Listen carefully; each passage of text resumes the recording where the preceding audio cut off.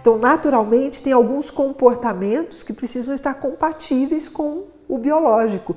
E hoje está acontecendo ao contrário disso, que é um fenômeno que a gente olha e diz o que a gente faz com a sociedade, com as pessoas não quererem amadurecer. Tem filho e continua vivendo a vida do jeito que vivia. As crianças é que têm que acompanhar o ritmo da casa.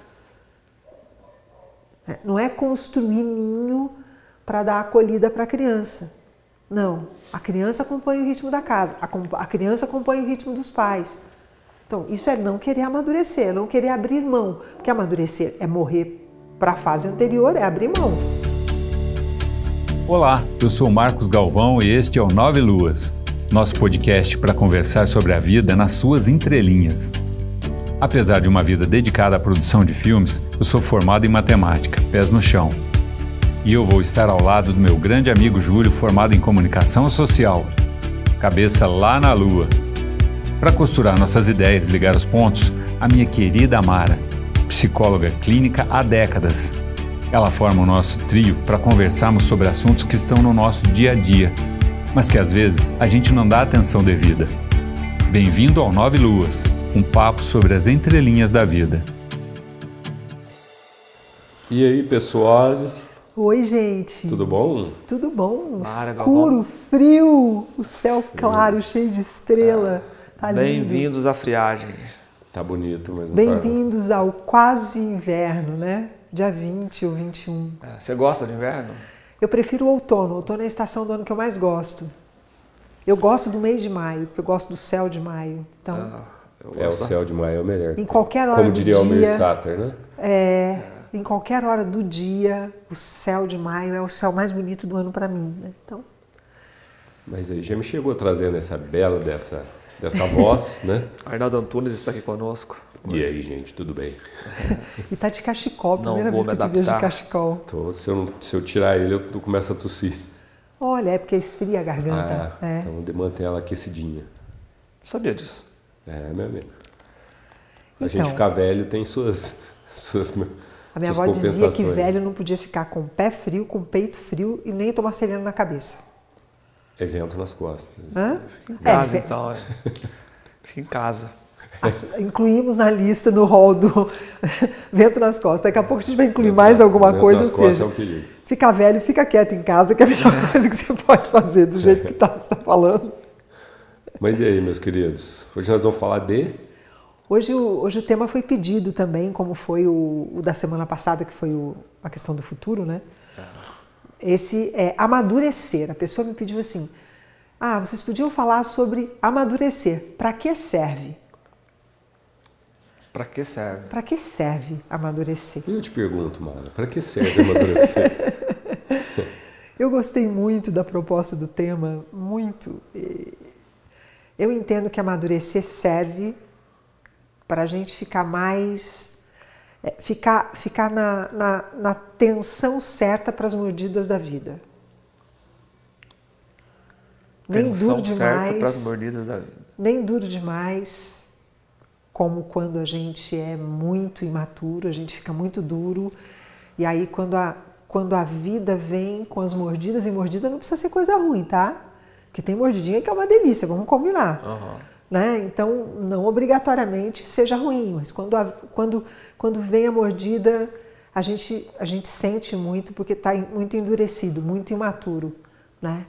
E se fica mole demais, também vai apodrecendo, já está na hora da partida. Então, eu penso que o amadurecimento, ele faz a gente ficar da cor certa, na maciez certa, no melhor sabor. Para mim, eu entendo que serve para a gente ficar saboroso. Você descreveu uma mandioca. Uma mandioca? Meu Deus, eu pensei numa fruta gostosa. Você imagina a mandioca morango, é o seguinte, um pêssego. Se ela ficar muito dura é ruim, se amolecer demais é ruim. Pode ser. E serve. ela é saborosa. Eu acho também. Mas para mim eu pensei num morango, pensei numa maçã, pensei numa pera, pensei numa fruta, na verdade. Né? Você olha, você sabe o ponto certo. E aí você sabe que se você pegar no ponto certo, sempre vai ser gostoso. Estar na companhia de uma pessoa madura é agradável, porque é uma pessoa, são sempre pessoas gostosas de ficar perto, né? Porque tem a medida certa das coisas, né? Nada é muito e nem é pouco. Então, eu tô entendendo que o amadurecimento ele traz a medida certa. Por isso é tão desafiador amadurecer. Tô pensando aqui, né? Tipo assim, porque nessa questão de ser uma pessoa agradável, de estar perto e tudo mais e tal, né? Isso. Então, acho que eu tô imaturo ainda. Criança. A gente, né? As pessoas pensam o amadurecer como se fosse um fim, né? Um fim. Uma meta, tornar maduro, tal coisa. E não é, né? Porque se a gente for nos ciclos, por exemplo, pega aí a fruta e a mandioca, a pera, a maçã. Sim, você pode escolher a sua. Ele escolheu a dele, eu escolhi o meu, você escolhe o seu. Eu não vou ficar sugerindo o que é para ser. Vai chegar um tempo que ela vai estar madura, apta, mas depois ela vai cair, né? Ela vai estragar, né? Sim. E como a gente. Exatamente. Eu acho que então esse estágio de amadurecer nunca é um fim, é sempre um processo. Você nunca vai estar sempre maduro, né? Assim como vai ter coisa que você vai passar do ponto algumas vezes também, né? Mas aí vocês acham que é assim, tipo, a pessoa amadureceu, né? Porque a fruta, depois que ela amadureceu, ela vai apodrecer. A pessoa também não, né? Também apodrece depois que amadurece? Eu não vejo assim, mas pode acontecer. Eu vejo assim. Sim, pode acontecer e acontece muito, né? Mas pode eu digo acontecer assim, de amadurecer, atingir um grau de maturidade, porque também para mim amadurecimento é uma disposição para ir mostrando as suas vulnerabilidades. E aí eu vou falar do movimento. As coisas mudam e o amadurecer é esse nascer, amadurecer, morrer. Nascer, amadurecer, morrer. Você pega uma empresa, né? Vamos estudar a vida de uma empresa. É isso. O desafio da empresa é nascer, atingir a maturidade, ficar o máximo de tempo possível e morrer. Isso. A Coca-Cola vai morrer um dia, a IBM morreu, Júlio, a Kodak morreu, porque isso vai acontecer, faz parte do processo. Isso. Hoje eu estava conversando isso com a Elo. A Elo a gente trabalha junto no consultório, a gente está junto há, sei lá, quase mais de 15 anos, enfim. E nós estávamos conversando sobre uma coisa da minha vida particular, né? E aí eu estava falando para ela, né, que chega um determinado ponto do processo de amadurecimento, do processo, né, que o tamanho, ele precisa ser um tamanho que não é grande demais e nem pequeno demais. Porque num determinado ponto do amadurecimento, se você começa a colocar coisa demais na tua vida, você vai ter que recuar no amadurecimento, né? Porque faz parte do não ser maduro colocar coisas demais na sua vida, né? Só você ver, uma pessoa imatura, ela enche a vida de coisas e ela não consegue se dedicar como merece, né? Como é merecido para quem está no processo, né? Então, se eu coloco muita coisa na minha vida, eu não vou conseguir dar a essas tantas coisas a atenção que eu mereço dar a tudo que eu coloco na minha vida. Mas é uma coisa da pessoa imatura encher de coisas a vida, né? Não ter tempo para nada direito. Então vai fazendo 1000 coisas, isso faz parte.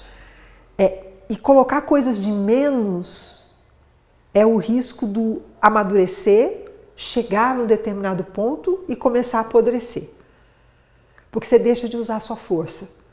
Então, para mim, o amadurecimento ele tem um tônus que é saber o tamanho da sua força, ter claro aonde você quer colocar essa força, né? E tudo o que não é aonde você quer colocar a sua força, você vai deixar de fora. Então, uma pessoa madura, ela sabe lidar com o não. Eu digo não, isso não, isso não, isso não, mas isso sim. E o que é sim inteiro. eu concordo com tudo que você diz. É que no meu desenho aqui, o amadurecer muitas vezes é até mais para as pessoas de fora do que para si. Como assim? Vamos usar a fruta de novo, então. Talvez seja o melhor exemplo, né?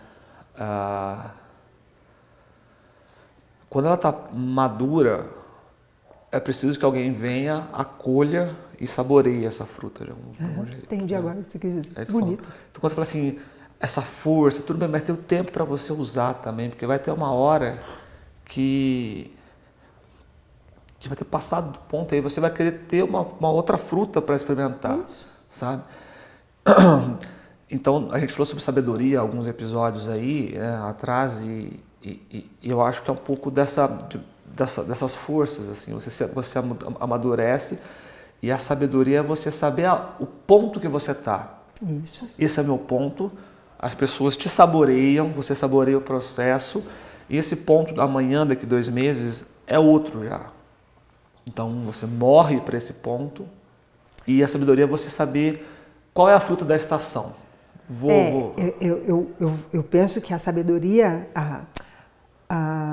o indicativo de que você está maduro, né? E esse estar maduro não é atingir a maturidade, agora estou sentado no meu trono e aqui eu vou ficar porque não tenho que fazer mais nada.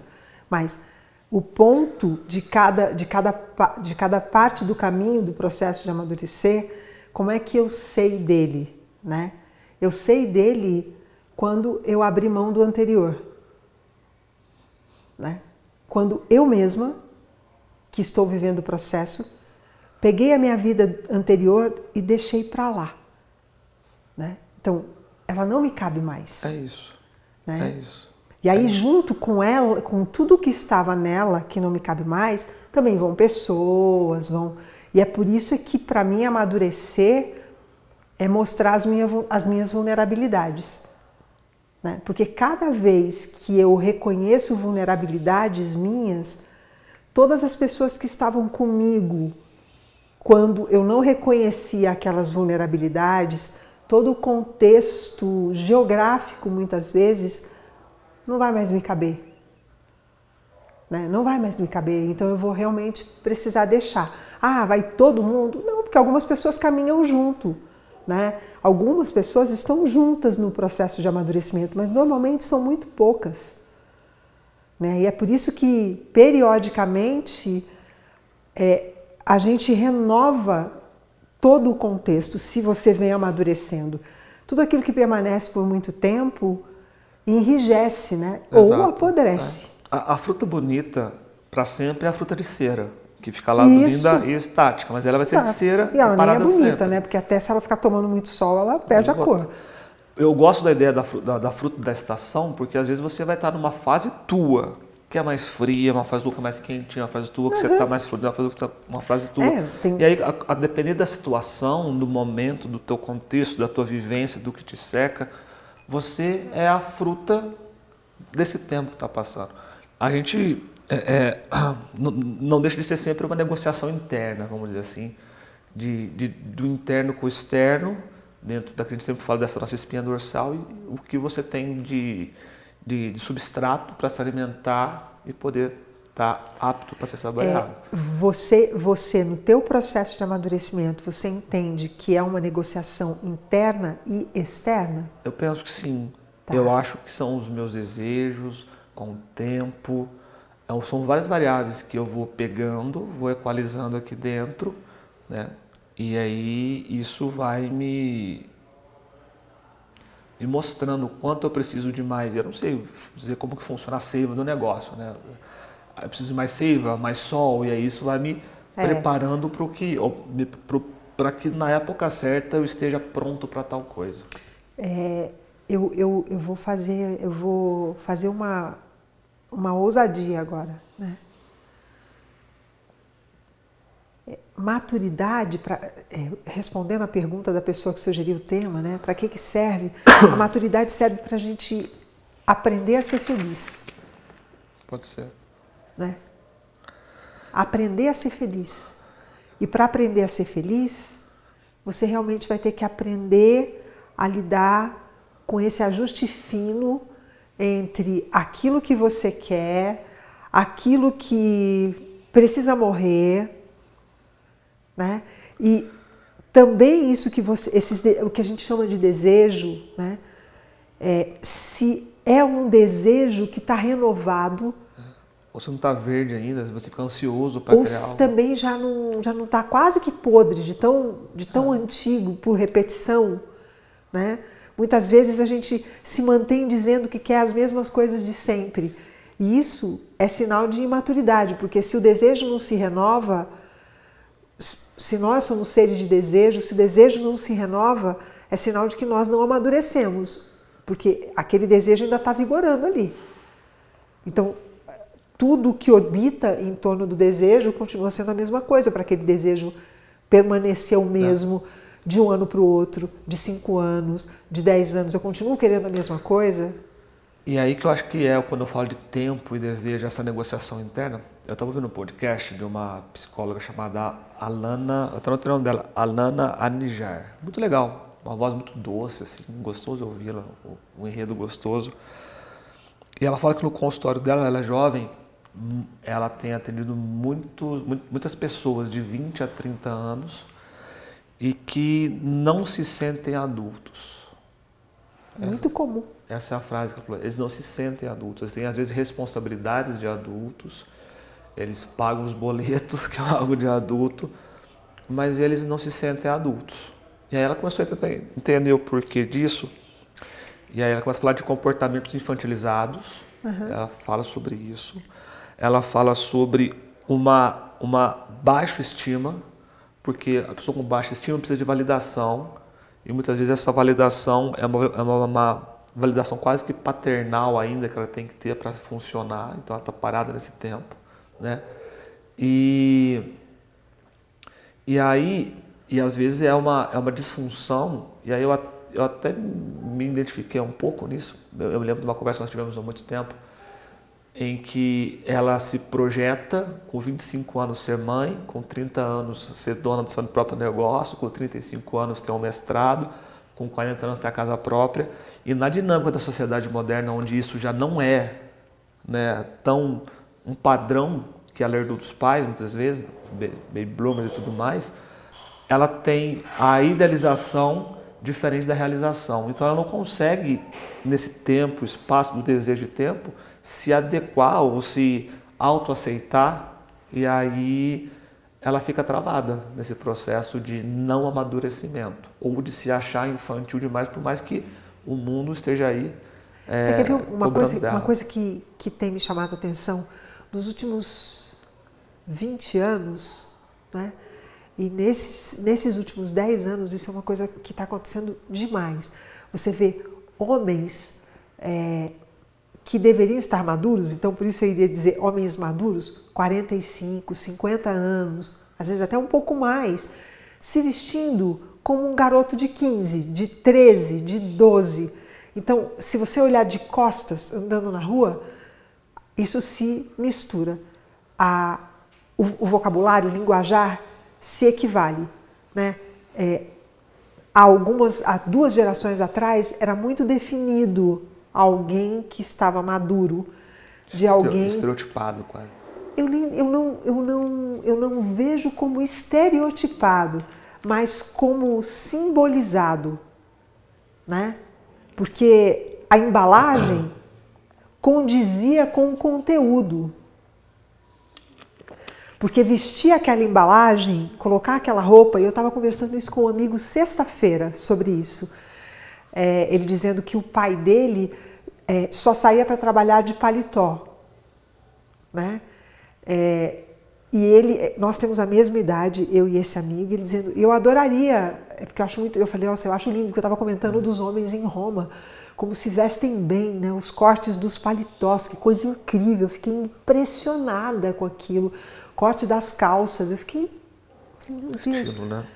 Muito, muito bonito, assim, e você sabe que tem uma pessoa ali, né, que vai dar respostas nas relações compatível com aquela embalagem. Isso há 2 gerações atrás era assim, né? Você via 2 homens trajados com uma roupa de homem adulto, a conversa era uma conversa de homem adulto. Se você via 2 garotos de calça curta, a conversa era a conversa de 2 garotos de calça curta. E o garoto de calça curta, quando olhava para o homem trajado como homem adulto, ele olhava para o futuro dele. Então era muito mais fácil de entender o que era se sentir maduro, o que era se sentir adulto, porque você tinha referência. Isso é relevante mesmo? Isso é a roupa é relevante? Claro, a roupa tem para amadurecimento? A roupa é relevante para te significar internamente. Roupa, embalagem, significa. Não, eu entendo, mas olha... símbolo, Marcos. Quero entender assim, tipo, se a pessoa não vestiu uma roupa, um paletó, ela não amadureceu. Não foi isso que eu disse. Mas é o que está dando a entender, entendeu? Se não foi isso, então... Não é se não vestir... Me explica, então, qual que é a parada da roupa. Não é se não vestir um paletó não amadureceu. Assim, então eu tô lascado, porque eu uso paletó a cada 9 anos. Eu nem tenho paletó. Não é isso não. O que eu estou dizendo é que roupa é símbolo, né? E símbolo transforma a psique. Todo símbolo transforma a psique. Constrói uma casa com 3 suítes, uma grande sala, uma cozinha planejada. Você vai entrar dentro dela, o seu comportamento vai mudar. Com o passar do tempo, ele vai mudar.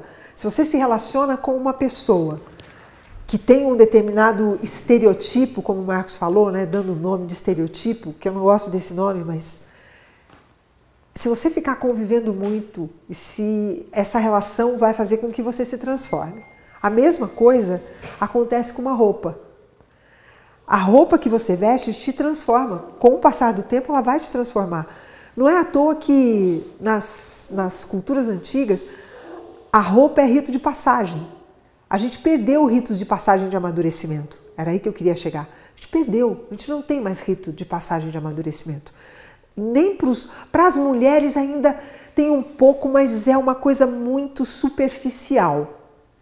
Né? Porque é mais a coisa da maquiagem, né? É a coisa da unha, que agora se coloca uma unha de gel, ou você faz uma cirurgia plástica. Então, a partir dos 15 anos você pode fazer isso. Mas isso era marcado com um baile para as meninas, né? Antigamente era o tal do baile de debutante, onde ela colocava uma roupa e era apresentada para a sociedade. Ela muda o comportamento. Então é claro que roupa muda o comportamento. Mas se eu vestir um paletó hoje... Você me disse assim que você nunca viu uma pessoa de paletó fazer coisas ridículas. Claro e aí que já. A pessoa que não usa paletó, por exemplo, ser muito mais coerente que a pessoa de paletó. Mas eu não estou dizendo isso. Eu estou dizendo que a roupa, ela modifica o seu comportamento. Você pode... Se você vai mudando o teu jeito de vestir... Então, mas no sentido de amadurecer, você fala? Você pode amadurecer, claro. Mas não é um fator... determinante. Determinante. Não, Marcos, fatores determinantes, eles só são determinantes quando você coloca neles um peso de determinação. O que eu estou dizendo é que, como símbolo de transformação, a roupa, era atribuído à roupa um símbolo de transformação. Então, agora eu uso calça comprida. A partir do momento que eu saio da calça curta para a calça comprida, a minha responsabilidade modifica. E se as minhas responsabilidades se modificam, meu comportamento vai mudar. Naturalmente eu vou amadurecer. Hoje a gente não tem mais isso. O Júlio então está no meio do caminho. Como assim? A calça dele é sempre no meio da canela. É 3 quartos. Pode ser. Eu tô na puberdade. Mas ele está na idade para estar no meio do caminho também, né? Afinal de contas, o Júlio é um mocinho ainda, né? Eu sou um jovem. Pode ser. 30 aí. É isso mesmo. Poucos anos. Eu penso que esses ritos de passagem, eu concordo contigo. Vou me usar como exemplo de novo aqui, numa boa. Eu nunca casei, sou solteiro.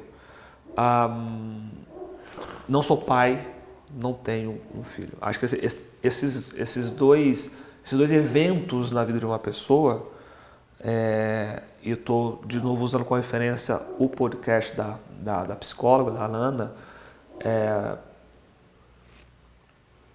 aos olhos de quem não casou, não é pai, é um elemento que distancia às vezes um pouco a ideia de ser maduro, sabe? Por mais que eu eu me acho uma pessoa madura para algumas coisas, madura para outras coisas. Sim. E aí eu acho que todos somos nós, assim. independente tem da gente idade. com 70 anos que é imaturo para precisar de coisas. Exato. Eu tenho um primo de 15 anos que eu falo, meu Deus, o cara tem 74 anos mentalmente, porque parece um lorde o negócio. Então, nós usamos o exemplo da roupa, mas a roupa, eu acho que existem ritos fortes que te catapultam para um processo de amadurecimento quase que a forceps, assim. Tipo? Ser pai, por exemplo. Né? Eu acho que a maioria das também pessoas, abro ao ser parênteses pai, aí. se amadurecer mais. Óbvio que tem gente que vai ter 15 filhos e não vai ter isso consigo. Então, porque mas você falou, aí, disciplina. teoricamente, veja, teoricamente, deveria ser exceção. Uma pessoa que tem filho e que não amadurece. Deveria ser exceção, né? Deveria estar dentro daquilo que, num olhar antropológico, a gente olha e diz assim, está à margem da cultura. Mas hoje é quase que regra, né? Porque existe eu ainda não consegui definir bem se é uma crença, se é um apelo ou se faz parte da ansiedade que nós vivemos coletivamente, né? A ansiedade do medo da morte. Porque hoje nós temos cada vez mais informações e as informações, quando elas não são bem digeridas, elas geram um estado de ansiedade muito grande, né? Mas faz com que as pessoas amadureçam cada vez menos, cada vez mais devagar, adquiram consciência do que realmente significa caminhar na curva etária, né, compatível com tomada de consciência de alguns comportamentos. E aí isso pode pensar, mas está cheio de juízo de valores. Não, aí não é uma questão de juízo de valores, é só olhar a resposta social. Porque se você tem um corpo biológico, nós estávamos brincando aqui com a coisa da friagem nas costas, com frio nos pés, não adianta ir contra isso. A Malu, minha netinha, tem 2 anos e pouquinho, ela pode tomar friagem? Pode, ela não pode, tanto quanto eu não posso, porque ela está começando, ainda não está com o sistema nervoso todo formado, mas eu não posso porque eu estou na curva descendente biológica, então é natural isso. Então, naturalmente, tem alguns comportamentos que precisam estar compatíveis com o biológico. E hoje está acontecendo ao contrário disso, que é um fenômeno que a gente olha e diz o que a gente faz com a sociedade, com as pessoas não quererem amadurecer. Tem filho e continua vivendo a vida do jeito que vivia. As crianças é que têm que acompanhar o ritmo da casa. Não é construir ninho para dar acolhida para a criança. Não, a criança acompanha o ritmo da casa, a criança acompanha o ritmo dos pais. Então, isso é não querer amadurecer, não querer abrir mão. Porque amadurecer é morrer para a fase anterior, é abrir mão. Quando você tem filho, você vai ter que abrir mão. Quando você tem um negócio, você vai ter que abrir mão. Quando você tem uma profissão, você vai abrir mão de coisas. Quando você tem um companheiro, uma companheira, você vai abrir mão de coisas. Quando você sela esse compromisso com um companheiro ou com uma companheira, casando ou vivendo junto, você vai ter que abrir mão de coisas. Mas hoje as pessoas não querem abrir mão de nada. Então, por isso, transa antes, namora, dorme junto, mas dorme na casa dos pais, né? 15, 16 anos, dorme com a namorada, mas dorme aonde? Na casa dos pais. 19, todo mundo dormindo com a namorada na casa dos pais. Com o namorado na casa dos pais. Isso é um preconceito? Não, de jeito nenhum. Mas é visível que é uma atitude imatura, porque não precisa bancar nada. O que você precisa bancar? Nada. Está tudo ali pronto. Você não tem que dar respostas diferentes. Você vai continuar indo para o colégio. Você vai continuar fazendo as coisas do mesmo jeito, sem ter nenhuma responsabilidade por uma atitude nova que deveria ser um rito de passagem. Há 3 gerações atrás, a gente casava virgem. O que significa isso? Para que servia isso? Para que servia transar só depois de casado? Para que servia isso? Não estou fazendo apologia a casar virgem, né? Mas como rito, isso mudava o teu comportamento. Isso gerava felicidade, isso? Porque, tipo assim, o test drive não é um negócio... Tipo, vou comprar um carro. Vou dirigir o carro primeiro, não é uma coisa legal? Antes de... Marcos, pessoas não são carros, né? Sim, mas eu tô dizendo mais... Não, só mas pessoas não são carros. Pessoas também não precisam ser hermeticamente, tipo assim... Tanto que eu tô dizendo, não estou fazendo apologia, mas funcionava... As mulheres tinham um comportamento que era muito mais compatível com as idades sequenciadas. Se isso torna mais feliz ou menos feliz, eu defendo a hipótese, é uma defesa particular, que amadurecer é ir se tornando cada dia mais feliz. Eu defendo essa hipótese. Então isso significa que com o passar do tempo a tendência é ficar mais feliz. Quando eu olho estatisticamente, as mulheres de 2, 3 gerações atrás adoeciam muito menos do que as desta geração. Não sei, tipo assim, esse condicionamento que tinha antes, porque tipo, antes a mulher não escolhia nada, né? Tipo assim, olha, tu vai casar com esse cara aqui, então já tá separada para ele, né? Ah, não, mas isso na nossa cultura não acontecia assim, né? Isso são algumas culturas. Na cultura brasileira, não tinha assim, isso. Há 100 anos. Há 100 anos, gente, mas Sim. aí 100 anos assim, é uma questão mas cultural, maneira, né? assim, era para todo mundo, assim, não era para um ou para outro. Isso é cultural. Quando é cultural, para a gente analisar uma cultura, a gente tem que tentar viver naquele tempo. Analisar a cultura com o nosso olhar de hoje, a probabilidade de a gente fazer uma análise rasa é muito grande, porque a gente não sente o que as pessoas sentiam, né? Pode analisar a cultura de castas da Índia, por exemplo. Se eu olhar com os meus olhos de uma pessoa brasileira que tem toda a liberdade de transitar por tudo que eu quiser, porque eu realmente tenho liberdade, eu vou olhar e vou dizer, isso é um absurdo. Mas se você vai à Índia e conversa com alguém de lá, que vive essa experiência desde sempre, isso ali dentro dá uma coerência social, dá uma coesão social, dá inclusive segurança. Mas a gente precisa viver essa experiência.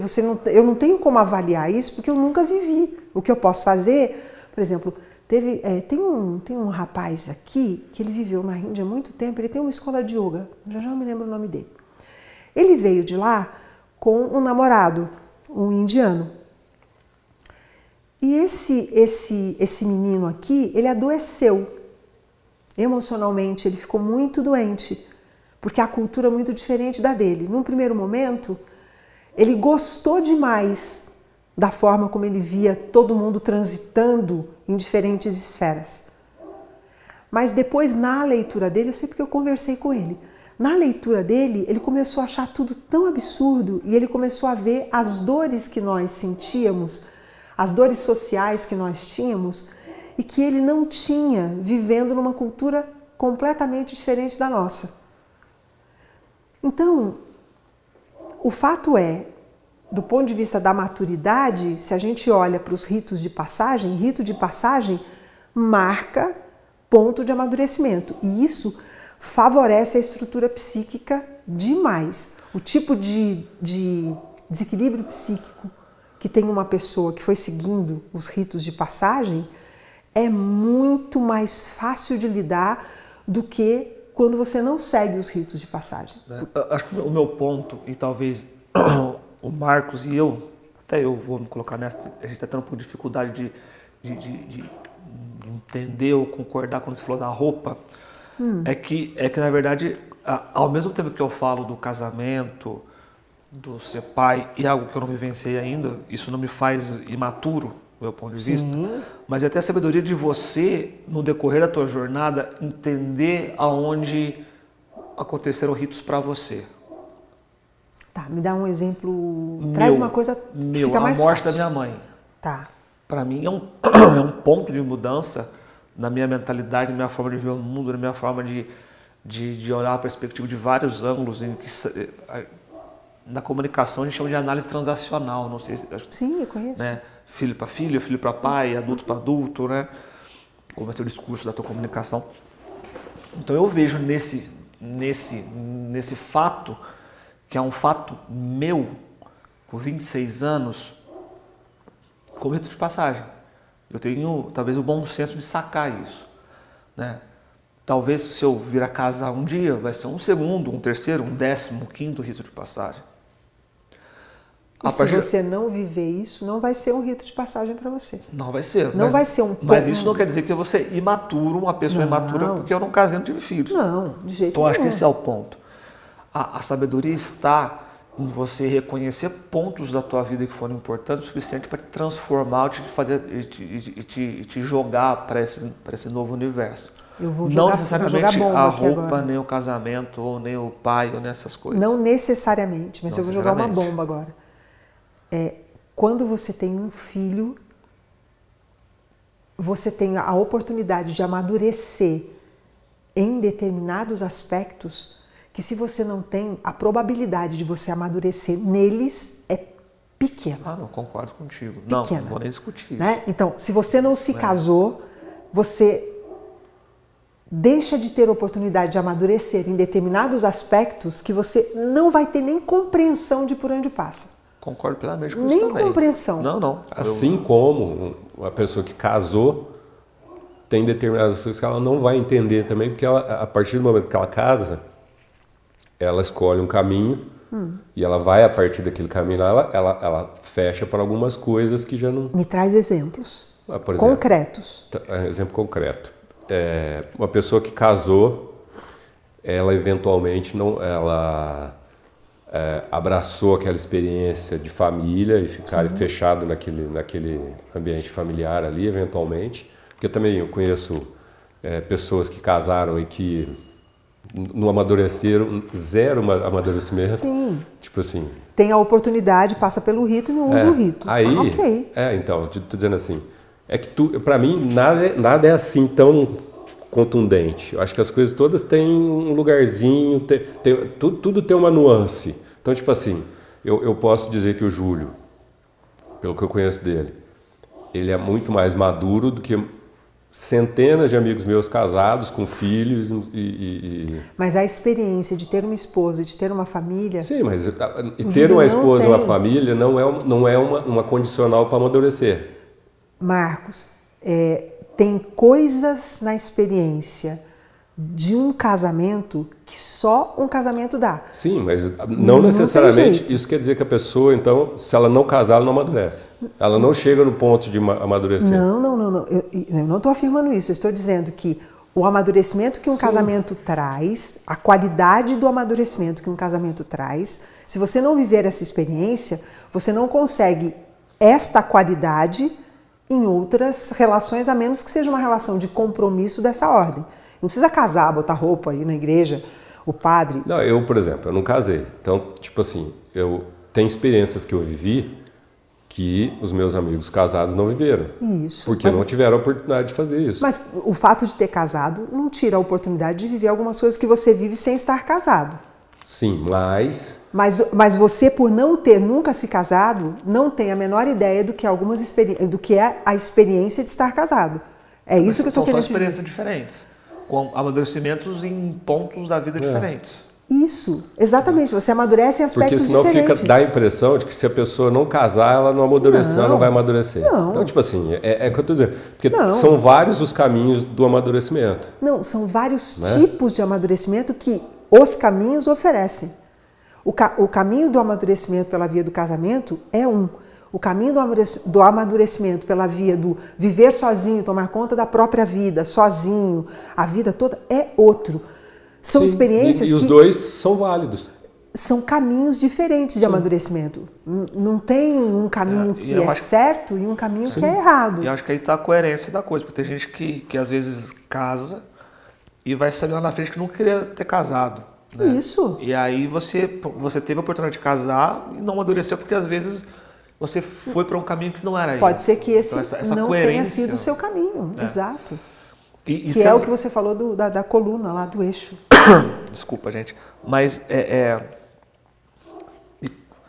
contraponto agora para a gente conversar sobre amadurecimento. idade é número, idade não tem a ver com o amadurecimento. Não obrigatoriamente. Né? E às vezes não. Você vai poder falar com mais propriedade, inclusive, sobre isso. Comigo funcionou assim. As pessoas, elas voltam para esse seu eixo quando elas conversam com a sua criança, sabe? Quando você acessa, às vezes, a sua versão infantil, né? Você se torna uma pessoa mais leve, porque a idade ou o tempo foi te enrijecendo, sabe? E te transforma numa pessoa mais interessante, muitas das vezes, mais conectada com as coisas, seja o que for. Onde que entra o amadurecimento aí, quando chega numa fase, o cara fala assim, conecta com a tua criança de novo, que você deixou lá atrás, porque você está com o olho opaco, você está enrijecido, você está... Eu gosto da ideia de olho opaco. Você gosta? Gosto muito. Eu também gosto. Gosto demais. E às vezes, vamos no divã aqui, você falou que eu tinha olho opaco e quando eu me conectei com coisas da minha infância, graças a Deus eu tive uma infância sadia, né? Esse brilho voltou, né? Então, mas você escutou o que você falou? Quando me conectei com a criança. Quando você se conectou com aquela criança que teve uma infância sadia, né? E aí a gente pode aprofundar muito nessa seara do amadurecimento, né? Quanto mais sadia foi a tua infância, quanto mais você veio de um núcleo familiar que te dava acolhida, né? E que te criou berço suficiente para que você pudesse, de forma segura, ir lidando com as vulnerabilidades de cada fase da vida, né? Quando você perde o brilho do olho e você volta lá atrás, você tem para onde voltar. Você tem aonde buscar o fio da meada. Então a gente não pode amadurecer se não tiver tido essa família estruturada, coerente, perfeita. Também não é assim, mas assim é muito mais fácil. Porque perder o fio da meada do processo de amadurecimento, ou seja, perder o brilho no olho, adoecer, nós vamos, e é assim que é. Porque saúde é o sutil equilíbrio entre doença e doença. A gente fica ali, ó. Pá, pá, pá. Saúde é isso mesmo. Você vai aqui, você vai ali, você vai ali. Mas se você tem aonde voltar, vamos pensar na ideia do fruto maduro, tá? Que é o fruto gostoso lá, que é a fruta da época. Precisa ter boa raiz, porque se não tiver boa raiz não tem bom tronco. Se não tiver bom tronco, os galhos vão ficar enfraquecidos e o fruto não vai ficar aquele fruto lindo. É só olhar uma goiaba de uma goiabeira que está bem cuidada e uma goiaba de uma goiabeira. Todo mundo vai ver isso. Então, a primeira infância, né, os primeiros 7 anos de vida, eles te dão muita base para você amadurecer lá na frente, né, para você ir amadurecendo. E quando você perde o fio da meada, que todo mundo perde, o brilho no olho, a vida traz circunstâncias que às vezes a gente não sabe o que fazer com ela. Não sabe. E aí você perde o brilho nos olhos. Eu falei aqui em alguns episódios, né, quantas vezes eu tomei capote. A onda veio, opa, e agora? O que eu faço aqui?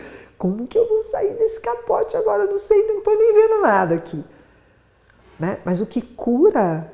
Né? O que não é o que cura, mas o que te resgata, o salva-vidas, que te volta para o mundo e te diz, pode ir, o olho começa a brilhar de novo, você começa a sonhar, é o lugar da infância, da primeira infância, onde você teve uma trama bem feita. Mara, e se não for aí, aonde a gente vai buscar? Constrói por si mesmo. Isso é impossível? Não. Você vai criar ritos de passagens para você, porque quem cria rito de passagem para a gente e amadurecendo é a família, né? É o pai, a mãe, é o lugar onde a gente... Na fase inicial, sim. E isso, são eles que criam ritos de passagem para nós. São eles que dizem, agora você já pode ir a pé para a escola sozinho, são eles que vão nos autorizando a ir ousando né? Eles é que vão prestando atenção nas nossas vulnerabilidades e vão nomeando para a gente, vão dizer assim, você está com medo? Né? Você está sentindo, você está triste, você está magoado, você ficou com raiva, que vão ajudando a gente a mostrar a vulnerabilidade.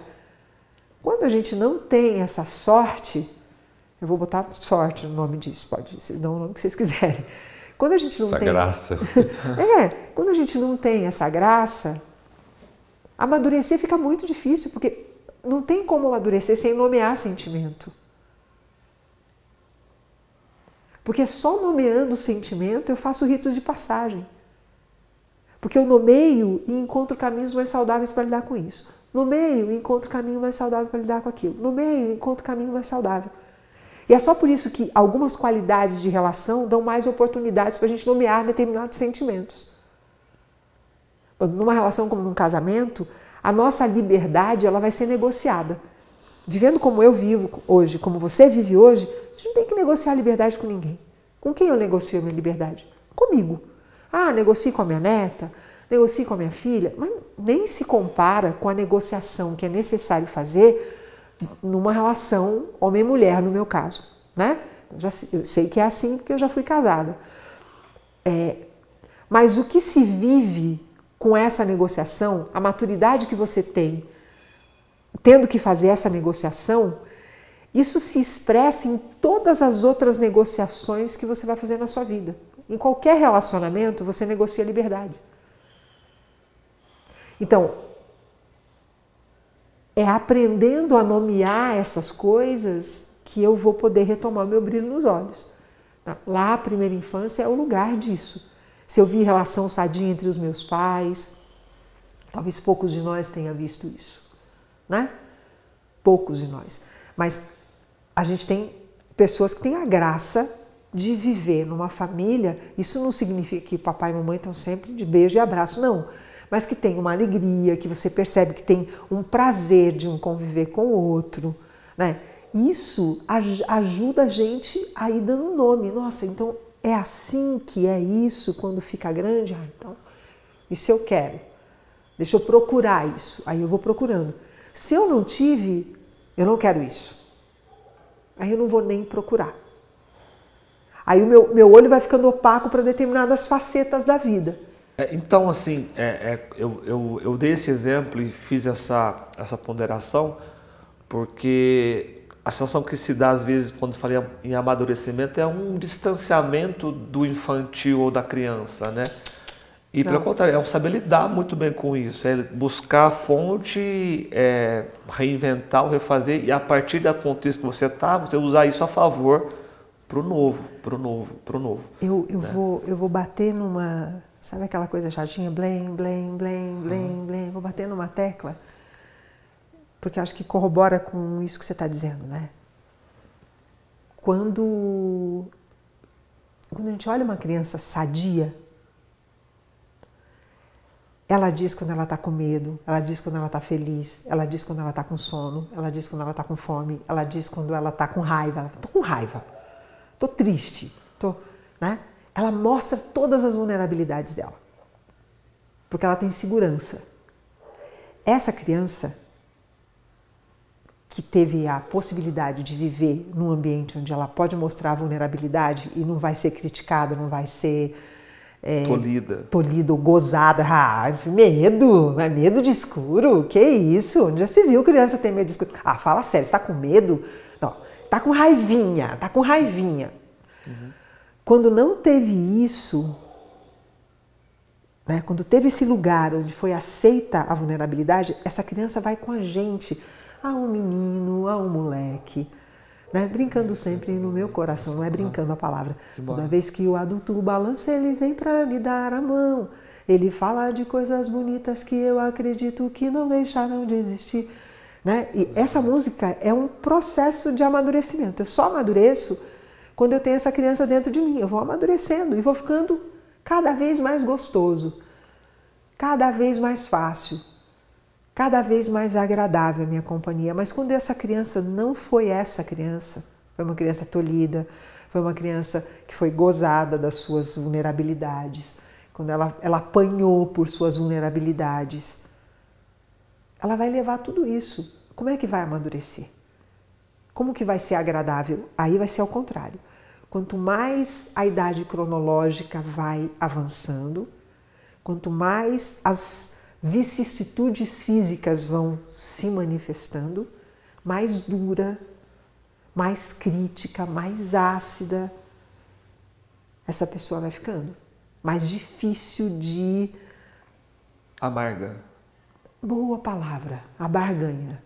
A barganha fica mais difícil. Fica amarga. E por isso quando eu falo que o fruto, quando eu falo que o amadurecer está maduro a ponto de você ser gostoso, isso. É isso, porque você vai ser experimentado por outras pessoas, você vive com as pessoas. E então o amadurecer é um processo interno meu, mas muitas vezes eu não consigo dizer estou maduro para isso. São as pessoas que te provam, né, te experimentam e gostam do seu fruto, do doce do negócio e aí sim você percebe que você tá no ponto tá no ponto para ser comido. Para a estação. Para ser comido. E aí você vai se transformar em outra fruta. Essa ideia é boa, assim. Cara, eu estou no ponto de ser comida. Pode comer, deixa a vida comer. Come. Aí, na próxima estação, é outra fruta, que é essa barganha, né? Eu abro mão da polpa de mim de agora para que todo mundo possa comer essa polpa, né? E é isso, porque as pessoas querem comer a polpa, né? Ai, que gostoso isso. Que bom que é estar nessa companhia. Que trânsito mais fácil. Vamos barganhar o que tiver que barganhar. O que tem que barganhar? Né? Entre ter razão e ser feliz, o que é melhor? Né? A maturidade mostra que ter razão é endurecer. Em algumas situações você olha e fala, para que eu vou ter razão aqui? Vou ser feliz. Um adolescente não sabe fazer isso. Um adolescente precisa ter razão. Ele tem que provar com todos os argumentos que ele está certo. Um idoso chato tem que ter razão em tudo.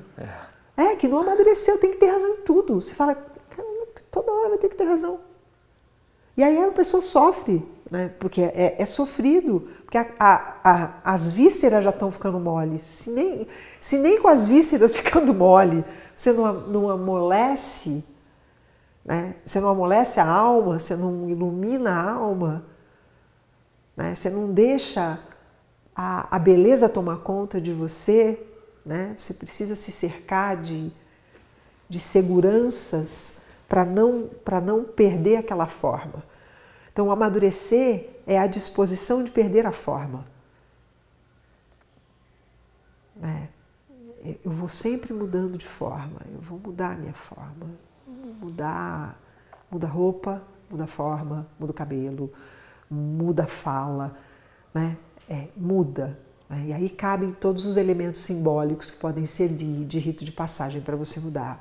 A roupa pode servir, a fala pode servir, o corte do cabelo pode servir, o tipo de filme, o tipo de livro, tudo. A atitude. Sim, mas a atitude é consequência. A atitude é consequência. Se não muda a forma, não muda a consequência. Som, estrutura, matéria. Isso é uma lei. Isso não sou eu. O som, estrutura, matéria. Então, se você não mexe na forma, você não muda o comportamento. Por que a gente fala quando... Ou será que... então, mas para você mudar a forma, você não tem que ter atitude para fazer isso? Tem que ter disposição. A atitude, eu acho que sempre a disposição vem antes. A atitude é consequência. Talvez disciplina. Primeiro disposição, porque também disciplina vem de ter uma disposição. Disciplina. Isso, eu preciso ter disposição para ter disciplina. Eu preciso realmente ter a intenção de querer mudar de forma. Né? Isso é uma coisa que vem de dentro. Não, eu realmente quero mudar de forma. Né? Por isso é que muitas vezes no consultório, por exemplo, uma pessoa que está em depressão e que está com o corpo arcado e que tem uma atonia, né? Olha, vai fazer uma atividade física que você tenha que pegar um pouco de peso ou uma atividade aeróbica exaustiva, né? Porque vai mudar a forma. Não adianta você dizer, não, pensa coisas positivas. Falar isso para uma pessoa deprimida, ela vai olhar para você e nunca mais vai voltar. naquele porque lugar. tem que mudar a forma primeiro, né?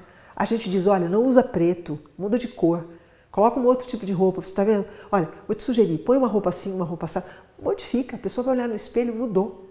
É vibração, que é estruturante, não tem jeito, né? Estrutura mesmo. Hoje é a segunda vez que eu vou falar o que eu vou falar aqui agora, porque eu estava conversando com... Eu fui pintar meu cabelo, hoje estava conversando com a pessoa que pinta meu cabelo, que eu gosto dela muito, da Fernanda. A gente tem conversas boas, ela é uma mulher 10 anos mais nova do que eu, a gente tem gosto parecido com música, enfim. E ela traz elementos da vida que eu não tenho, por não ter vivido coisas que ela viveu. É sempre uma conversa muito boa. Nós estávamos conversando sobre um show que eu fui ver da Cássia Eller em Belém, eu não a conhecia, e ela foi ver, que é o mesmo show, em São Paulo. Que foi um show em que a Cássia Eller estava muito down demais. Então ela estava usando corrente pelo corpo, só roupa preta, e estava usando muita droga. E ela batia, socava, esmurrava o peito. Foi uma coisa... E aí nós estávamos conversando sobre os elementos cênicos, né? Que isso poderia ser um recurso para um show, mas que para alguém como ela estava naquela época, naquela fase da vida, o quanto aquilo foi levando, ela morreu pouco tempo depois, o quanto aquilo levava ela para um comportamento ainda mais autodestrutivo, né? Então, a gente precisa olhar a vida com disposição de mudar de forma. Você ia falar alguma coisa desse caderninho? Não. Você tá tudo pegou aqui. ele para alguma coisa? Não. O que eu tenho aqui, mas o Galvão sabe melhor do que eu, nos enquadramentos do cinema, né? O Tarantino gosta muito de um que chama contra-plongée. Tarantino? É. Ah, ok. Plongée contra plongée. Plongée é mergulho em francês. Como é o nome da palavra? Plongée. Plongée. P-L-O-G-E-E. Plongée. Plongée. É mergulho em francês. Tá. E o plongée é quando você pega a câmera e joga ela de cima para baixo e você vê a pessoa menor, tá? Aí tem o plongée, para quem está vendo aqui na câmera, e o contra-plongée é quando você põe de baixo para cima e você vê a pessoa maior do que você. Hitler, por exemplo, não aceitava ser fotografado em plongée, só em contra-plongée, porque ele era baixinho. Então, obrigatoriamente, as fotos tinham que ser tiradas de um ponto de vista abaixo do olho dele, vamos dizer assim, para que tivesse um âmbito de superioridade. Para mim, eu uso esse exemplo porque é sinal de sabedoria você saber que em diferentes fases da tua vida, no mesmo dia, você passeia por esses pontos de vista. Se a câmera é o seu olho, né, tem hora que você tem que às vezes talvez tá maior do que a pessoa que você está conversando, né? Na roupa, às vezes, uma roupa mais sóbria. Então, a hora que você tem que ter a sabedoria, saber que tem uma pessoa maior do que você tem que olhar assim com um ar de essa pessoa é maior nesse momento, ela precisa me passar mais, né? Por isso que eu falei no começo que a maturidade é costurada para mim com fios de sabedoria. Sim. Porque você tem em situações diárias você se coloca imaturo, maduro, passou, isso que dá para mim mais, e saber ter essa costura te faz uma pessoa sábia, né, no decorrer da vida. A gente nunca vai estar pronto para tudo, nunca vai estar maduro para tudo. Algumas coisas você já passou de fase, não é mais para mim, para coisas novas virem. E você entender essa dinâmica, entender a tua velocidade, a tua frequência dentro dessa dinâmica do mundo, te faz passear bem em todas as esferas, ou melhor, para que a vida seja uma vida mais coerente com o que você pensa e faz. Eu hoje vou fazer uma sugestão de leitura para o tema Por favor. Amadurecer. Isso é um livro talvez da década de 60. Foi escrito por um teórico da psicologia que criou uma corrente e que não foi muito... Ela não chegou nem... ela nem é considerada uma abordagem E ela é usada muito pelos publicitários, que é a Gestalt. Gestalt. Né? O livro chama Não Apresse o Rio, ele corre sozinho. Só o título já vale. É um livro que não é um livro de teoria, que senão não sugeriria no Nove Luas, um livro de teoria. Ele é delicioso para ler, né? Ele conta da história de um processo de amadurecimento, né?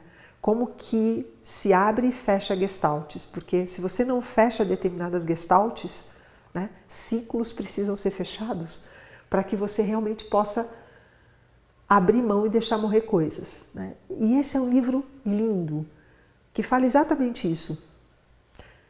Não tenha pressa, mas talvez hoje, se o Peirce estivesse vivo, ele ajustaria o título, né? E talvez para os dias de hoje, isso, imagina, na década de 60, ele estava falando de tudo que foi vivido até aquele tempo, então não apresse o rio, ele corre sozinho. Talvez ele dissesse, não apresse o rio, não retarde o rio, ele corre sozinho. É isso. No tempo que precisa ser. Isso. E quando você acelera muito, você é imaturo. Quando você retarda muito, você perde o time das coisas e fica duro. Perde o timer, né? Que hoje é uma doença social. Perder o timer do amadurecimento. Sim. É retardar, segurar o rio. Segurar o rio. Então, tem que estar sempre jovem, tem que estar sempre jovem. Isso é segurar o rio, né? Fico na casa dos pais até 30, 40 anos, isso é segurar o rio, né? Deixo de viver determinados ritos de passagem, que você não tem que viver obrigatoriamente todos, mas tem alguns que são marcados. Você está tentando segurar o rio. Então hoje a gente vive uma sociedade que segura o rio. Nós vivemos em algumas fases querer que o rio corresse rápido demais, né? Que é entre a minha geração e a tua, né? Os pais põem os filhos para correr de casa muito cedo, né? Também a gente tem resultados que não são muito bons disso. Essa pressa de amadurecer. Eu preciso amadurecer, preciso fazer dinheiro logo, preciso isso, preciso aquilo, preciso aquilo, preciso aquilo. Às vezes a pessoa joga no mundo e não tá apto. E agora eu estou vendo segurar o rio, né? Não apressa, não segura. Ele corre sozinho. O livro, de novo, fala o nome? Não apresse o rio, ele corre sozinho. Depois eu vou mandar uma foto para você coloca lá no Nove Luas. É um livro lindo, gente, precisa ler. É quase igual à obrigatoriedade de ler O Pequeno Príncipe, eu costumo dizer. Fechamos?